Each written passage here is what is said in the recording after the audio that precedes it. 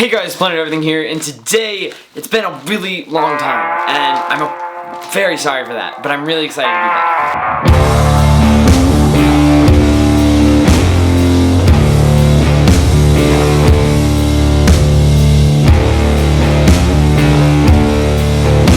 So, this is an unboxing video. However, these are not going to be daily videos from here on out. They're going to be at least once a week, and that is at minimum. However, I can't continue to do daily uploads because I'm trying to learn a new program, for me at least, Premiere Pro. I'm trying to learn it well. I'm trying to edit videos through Premiere Pro and put them out once a week at least, and that's not easy to do, so that is not really the reason I've been gone. The reason I've been gone is because I'm in my senior year of high school and I go to an IB school. It's pretty difficult, but on the other hand, I do apologize, and I apologize for not giving you guys an explanation as to why I was gone. But this is a double unboxing video. Secondly, we're going to be going over this print cube, and if you'd like to just watch that video, then you can skip to this point in the video and you can look at that. Now, the reason that for anybody who doesn't want to watch that, or who wants to watch that, but also this special thing right here, you also probably care about the reasoning that I would be switching over to Premiere Pro. That reasoning would be because of the huge ability to edit high quality video. Now that Final Cut Pro is kind of shifting over onto Apple Silicon, there's really not a huge reason for me to use it because because Final Cut Pro can, theoretically you could use Final Cut Pro on a Windows. It wouldn't be easy, but you could do it. Now, theoretically, Final Cut Pro is just as good on Windows as it would be on Mac. So Premiere Pro doesn't exactly run the greatest on a Mac, but I do have an eGPU and I can use that with Premiere Pro. And so the reason for me switching over to Premiere Pro, firstly, it's got a lot more customizing features, like you can keyframe a lot more things you can do. In general, there's just a lot more effects to choose from. You have the ability to merge projects between After Effects, Photoshop, other things like that, like some puppet thing, and I'd really like to get into a little more like animation side and make videos on that too. And fourthly, because of this camera. This camera can shoot in 8K. And yes, Final Cut Pro has this RAW file. It has this capability of looking at RAW files. I am going to come out and say it is not sufficient. There is no way for you to edit your RAW files on Final Cut Pro and get as pinpointed of an end result as you could in Premiere Pro. Yes, you could do a very good job within Final Cut Pro. I'm 100% certain of it. I'm 100% certain as well that I am not completely qualified or capable of doing that. But if you go into Premiere Pro, there's a lot more. It's made for files like that. It's made to be able to use high resolution, raw 8K footage that can be gigantic, huge files. So the point of me going over there is it'll enable me to use this camera to its fullest potential, and that's not something I can really see myself doing in Final Cut Pro. Okay, now that that spiel's out, it's time to look at what you guys all came here to see, or some of you. The other people are already watching the other half of the video. This is the Canon RF 50mm 1.8. So, for those of you who follow him, Peter McKinnon did a video on this, and it was a great video. That video was made a while before any normal you and I could get our hands on this lens, unless you maybe lived in like New York City or something. Even then, I don't think he'd be open. Anyway, this lens is $220. I paid $220 for this lens, and it is an F1.8. That's pretty good. That's a really good price. This is an F1.4, and this is a pretty like blurred out background. Especially it's a 30mm, right? I believe it's 30mm. And in general, these lenses don't come that cheap with that good of an ISO. I'm sorry. Did I actually just say that? What is happening with that fast of an F? So, this is the wonder itself. Okay. Don't get me wrong. It's gonna be great. I'm really excited to use it. But that is a tiny lens cap. I don't like seeing that. Like, where do you even find a replacement for that? Toys R Us? That's not the point either. The point is just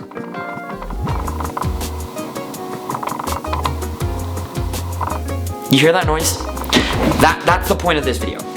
This is a Tamron 35mm lens, and the lens is great. Don't get me wrong, it's a great lens, but it's made for photos. It's not made for video. It's great for video, but that noise is inevitable, and there's no way to get it out unless you had like a lavalier microphone, I think you call them. But this camera has so much autofocus capability that if you don't use an RF lens, you're not going to get that full autofocus capability. So I had a friend using my camera to shoot a video a while back, and he was like, why is this so slow? Like, this is a horrible autofocusing. Sony's so much better. And I'm like, it's not better at autofocusing. It's just, that's debatable. But the lens that is on it is not made by Canon, therefore it's not going to perform to the specs that a Canon lens would perform at. So this lens is here to fulfill those wants and dreams of anybody who wants to pay very, very little for their lenses and get a really, really good autofocus, which is what I'm here for. And with as low as an F1.8 aperture, it's a pretty essential feature to have a good autofocus, because you're going to be doing a lot. So when I move this hand, when I move my face, probably about 6 inches, you can hear that audio. You can hear that lens shifting its focus in order to capture my face in a perfect focus, because the lower or the faster your F, the more sensitive it is to depth of field. So with this lens, it will not make that noise, primarily, which is the most important part for me. And secondly, the Animal IAF, Animal Eye autofocus, is more available for people to use. I don't know completely how well you would be able to utilize this on a tiny lens like this of only 50mm, but in general, the RF lenses are going to be able to do that a lot better than any other Canon lenses, even if you are using the RF to EF adapter. So, let's go ahead and, well, firstly I'm going to show you this, because who doesn't love to see the inside of a nice new lens? Look at that. Okay, obviously the aperture is not fully open right now, so you can't completely see through, but that's pretty good. Very, very excited to put this on the camera. Also, this video is probably gonna take me like a good chunk of time to edit.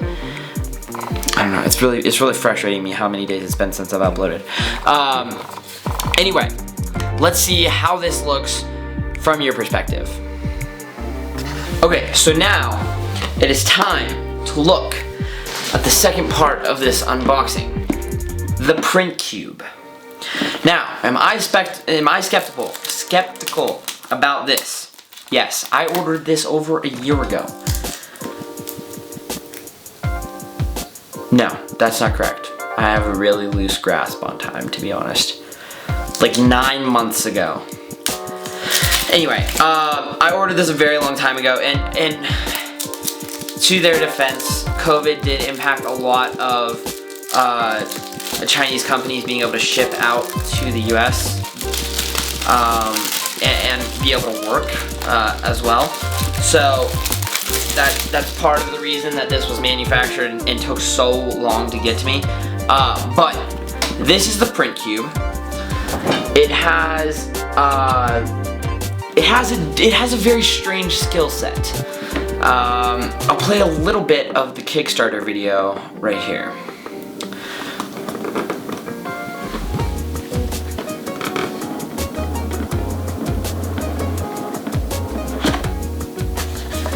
Okay. Another print cube thing. Print cube manual. So it says print anything, anywhere, anytime. And then it has a link to a website down there, which is thegodthings.com. Interesting. Little Christianity plug. Or Catholicism, whatever you want. Anyway. Oh yes, okay, that's very good. That's really good. So it does come with a print cartridge. I was not sure if that was gonna be the case or not. Very happy it is. It comes with also a USB Type-C cable. That's good stuff. Here's the cartridge. It just looks like a normal printer cartridge. However, it looks a little bit more small, as you can tell. This is a tricolor inkjet print cartridge.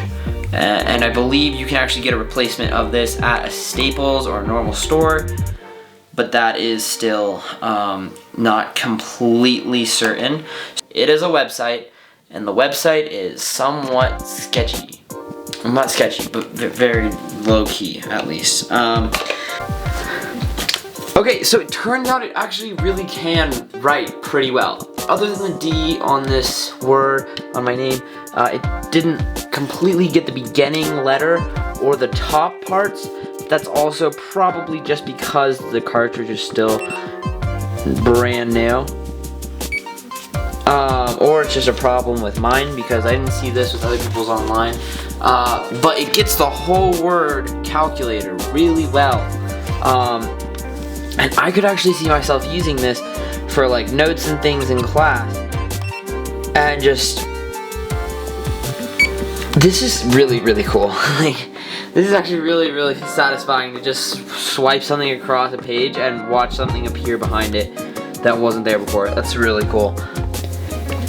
So, following a pretty decent amount of research and just work in general, I have figured out how to use this print cube, but it isn't exactly just off the top of your head. It's easy to set up. It is a little bit more difficult than it would be if there was an app. So some people view it as a benefit that it doesn't have an app. I would definitely have to go with it's not, but to each their own. Firstly, what you're gonna want to do is pick up the print cube. Look on the bottom side. There's a QR code. You're gonna scan that with your phone, and chances are it won't come up. Then you're just gonna want to put it into Google Chrome or whatever other browser you have other than Safari if you're using an iPhone. If not, then I can't help you. And paste it into your Google Chrome browser. It will probably not work again for like a minute or so, and then you will be asked to allow Google Chrome to access devices on this network. Once you allow that, you'll be let through to a web page that looks a lot like this. And finally, you can click on Create New and then either upload an image or create some text. And from there, you can begin printing. So, so it doesn't exactly work perfectly. I still think there is a little more calibration that I actually have to do on my end to get this to work the best possible, but for the time being, this is the result that we are left with.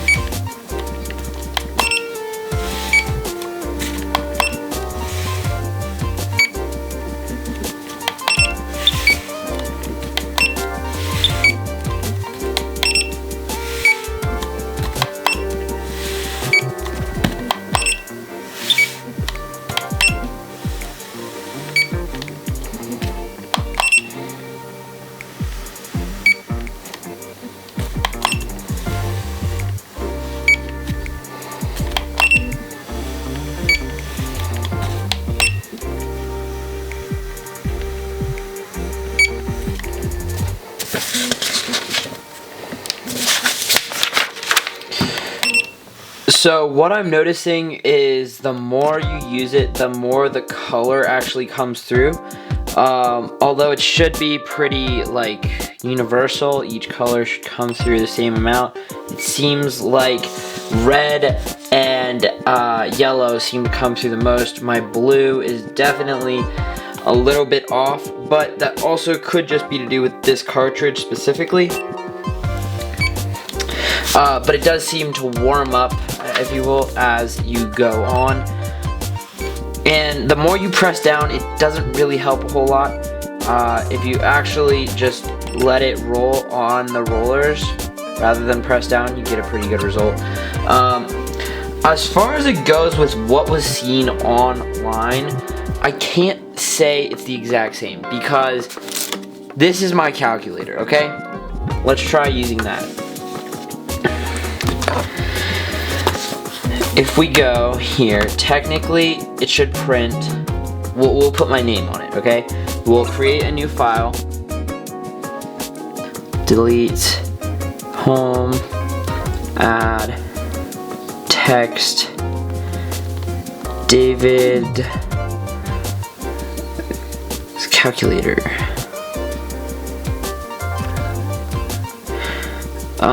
And we're gonna put it in normal size, no shadow, but we just want it in black if that's possible. And the font, let's just do normal, align left. Yeah, okay, that's all that needs to be done. Click on save, click on print preview, just change this a little bit, make it as narrow as possible so that we don't accidentally cut off any of the text. And then we're gonna click on print and it will send it over in the top right hand corner. You'll be able to see it. And we now should be able to click it. Okay, well what just changed? That was really good. What? What have I done differently? What did I just do differently? Hold on. Hold on. I may be wrong about this. This might be actually pretty cool.